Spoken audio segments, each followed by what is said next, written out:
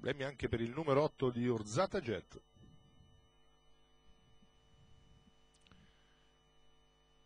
Sono partiti. L'errore anche di Monrovia S, numerose le rotture, con errore anche del numero 1 Laurel di Poggio. Così al comando sfila il numero 5 di Meavad, come al solito molto veloce, nei confronti del numero 2, mentre all'esterno sta facendo una grande volata Nicoz che Renato Natale lancia al comando, adesso va a sfilare su Meavad, Nicoz al comando, Meavad che lì seconda, ha rubato il tempo un po' a tutti Renato Natale. All'esterno rimane così scoperto Oceano K sul numero 2 di Leone Marc, gira al largo anche Max Road.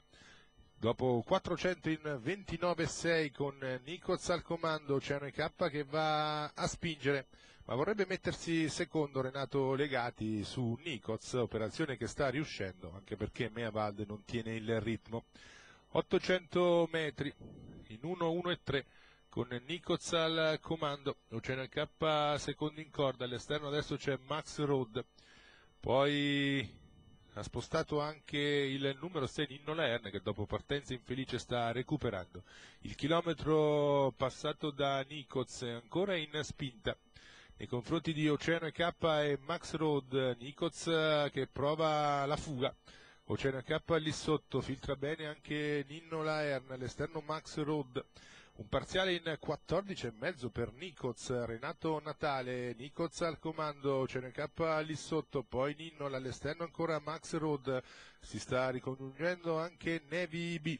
Sono tutti lì a lottare per il successo con Nicoz che comunque è sempre davanti, 14,9 per questo paletto, all'esterno prova ancora Oceano K che va su Nicoz, Nicoz che cerca la difesa, Oceano K che dà l'ultimo assalto a Nicoz, Oceano K che va a vincere nei confronti di Nicoz e poi Max Road.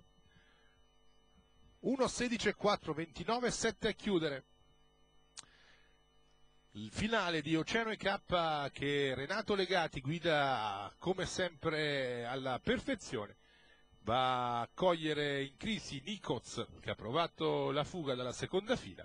Quindi va a vincere Oceano K, 10 al primo, 13 al secondo, 12 al terzo, 1.16.4, 2.95. Complimenti a Renato Legati.